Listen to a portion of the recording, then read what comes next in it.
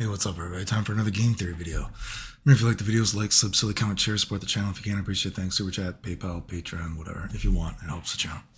So today we're joined by the peaceful Pikachu of peace, which has nothing to do with the video, but I just think it's cute. That's one of my favorite Pikachu pictures I've ever drawn. The silliness is extraordinary.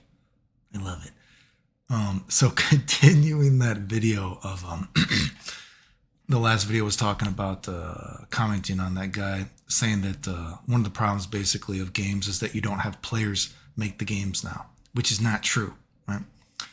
You do have players that make the game, but what people don't want to admit is that they're not that smart. So to comment on some of the comments that I got, some guy was like, oh, well, what he meant was you don't have great players making the game. Okay, listen, I've said this so many times. Stop hammer time yourself, okay? Hammer time, stop. Being good at a game, it doesn't mean that you're smart about a game. You can be a great player. You can be the greatest player ever. It doesn't mean you're that smart when you talk about a game, okay? I hate to break it to you. They're not exclusive to each other, right? Just like you can be really smart. You can talk a good game, but you can be terrible at actually playing it, okay? It is very rare to meet someone who can even do one of these. Even rarer to meet somebody who can do both. And I hate to break it to you, it is most likely that your favorite player is not that smart. Now, maybe they're good. Maybe they're awesome. Maybe they beat you. Hey, who knows? Maybe they could beat me. I don't know. Anyone could beat me. Like I said, I'm always surprised that I was able to win as much as I was, right? But it doesn't mean they're that smart, okay? I mean, look at games, and I know people are my haters will get mad at this. Look at this. No one has ever done what I've done in fighting games for TechWise. I have absolutely, even years and years after quitting games, I have absolutely destroyed, sometimes even actually just randomly signing on and playing, but if we're just speaking of just brains here, I have absolutely destroyed everyone and anyone who has ever tried to talk to me about a fucking video game. Right? It's ridiculous. Have you ever seen the first Ninja Turtle movie? Do you remember Raphael? He's like, all those Foot Clan soldiers are trying to fight him. And he's like, how do you expect to beat me? And so they bring out hundreds and hundreds. Well, imagine Raphael, he still beats everybody. I'm Raphael in that situation. It's like, come on. You guys, our levels are not even the same. Now, this is not to say that there might be some foot soldiers, he's pretty smart at one certain aspect of a video game, right? But so often these smart people, they're thintellectuals. They're good at one specific thing, right? But do they have a broad knowledge of how video games actually work? Do you think they can compete against someone like me who has looked at video games without ever playing them, just looked at footage of games and predicted metas for the game, combo routes and all, right? Years and years of this shit. No one has ever done what I've done in games. And I've been doing this since I was a kid, dude, before I could drive, right? We showed people like Desk. I didn't realize that till, early. Desk used to be in my threads when I was explaining how all these video games work, right? Now, I know the community likes to, we got to hide Clayton and all the achievements he's done. Oh, James Chen even admits that he's basically being paid off for all these years to not talk about me, okay? Listen, I know I might not be your favorite content creator, okay? But guess what?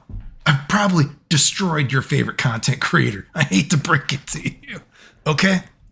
Now, what I was saying, though, is this is not to say that some of these people don't have good ideas, okay? They might. There are still good ideas that happen in games. But it is the foundation of games that is the problem, right? It is this idea that we've showed and I've talked about before. You have so many content creators who now talk shit about games like Street Fighter 2 and how there's no footsies, there's no neutral in them, all this kind of shit. They can't even talk about Street Fighter 2. What all these games are somehow supposed to, be based off, right? I've said so many times, if you hate Street Fighter 2, why are you fucking playing fighting games? Can you really appreciate fighting games if you only like anime games? How are you going to make the greatest fighting game ever? How are you going to make the new best Street Fighter ever if you only like anime games, and in the anime game, you only like the rushdown character? You have to be able to appreciate every kind of play style, okay? You have to broaden your horizon, right? Why have I been able to predict so many fucking video games? Because I actually just like video games, even fighting games that, I appreciate 3D games, every kind of fighting game. Well, maybe not every game, but generally speaking, I can try to see the good in it, right? You got to broaden your, if you only like one perspective of games, you're not going to be that smart. You're only going to know one thing. What is that one saying? If you've only ever used a hammer, everything is going to start to look like a nail. Okay? Have you ever heard that phrase? If you've given the player, like, let's think about, fighting games now. Like, there are some good things in modern games, like the playback feature, which I think they're talking about is in Street Fighter 6 now. Those are good, modern inventions for training mode and all that kind of stuff is cool. But if you're just playing in training mode and you're like, oh, this is actually teaching me how the game works. It's not teaching you the game like on a deeper level of what made fighting games popular in the first place. Look at those videos that I've made about Guilty Gear.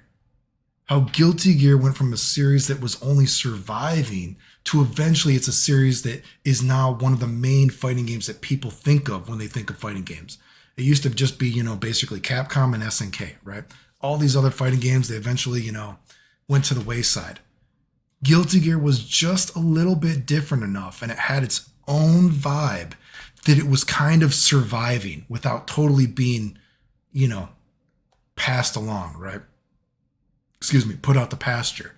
But then when Guilty Gear XX came out, when Soul became actually competitively viable, right?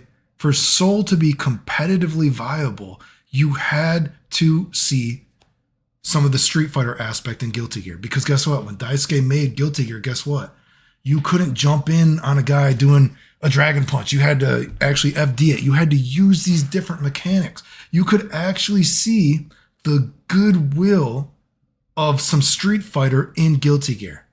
And now we're to a series where you have, Guilty Gear Strive, where you got these people who don't like Street Fighter, who only play anime games. And you have these people that are going to tell you they're going to make this amazing system with the wall, which I've said so many times. Then they said a minute, a year later, they don't know what they're doing with the wall. Oh no, the Street Fighter purists are going to like it too, because it's going to be risky to jump in. It's going to be the most risky game ever to jump in. And guess what? They took away having to FD everything. Even Daisuke fucking knew that in fucking Guilty Gear X when he made it. Again, if you can't appreciate Street Fighter, dude, you're not that smart. You're not going to understand how video games work, dude. Of course, you're only going to be able to see video games through one perspective. And you're going to have all these balanced patches that are complete shit shows. Especially with this nepotism, whatever. Nepotism, is that how you say the word? Philosophy on games, okay? You can be the most amazing player ever, and that doesn't mean that you're the most smart player ever, okay? And there's probably a pretty good chance that not only did I beat the players that you think are smart back in the day, and coincidentally enough, when I signed on years ago, to actually play online, how many people did I beat that were supposedly smart and good? Couldn't even beat me without years of playing games, right? But even if you put that aside, because again, I don't consider myself competitive anymore. I feel lucky that I was ever able to win. Anybody could beat me. How many videos do I have to say it? Anybody can beat me. That's cool. But guess what? You think anyone is arguing with me about a game? I've literally destroyed people, groups of people that can't even have a common sense conversation about video games, okay? I don't care how much frame data you know. Oh, he's smart. He knows this one setup and he broke it down in frame data. I don't know frame data. And guess what? Again, who has done more than me in video games? Nobody. Okay? So again, take the ego out of the equation. You need to be able to have like common sense stuff. Again, I'm sorry. The status quo for being smart in the video game community is, you know, people that are considered smart are actually very, very dumb. Very dumb. You were so dumb. What is that phrase? Oh, you were dumb. You were so dumb. I got a Pikachu here. Me and Pikachu know more about these games than you do. It's absurd. I saw a beta test being mentioned. I've said before, betas, you know, you think back in the day, and actually you could actually even probably say it's funny if you think of that. Games are so heavily beta tested now. Again, I think Strive was something like 22. Was it, you know, someone can correct me wrong. Was it 22 months when they first showed off the game being played to when the game finally got released? The game's not even new anymore. Come on, 22 months, whatever it was. Ridiculous.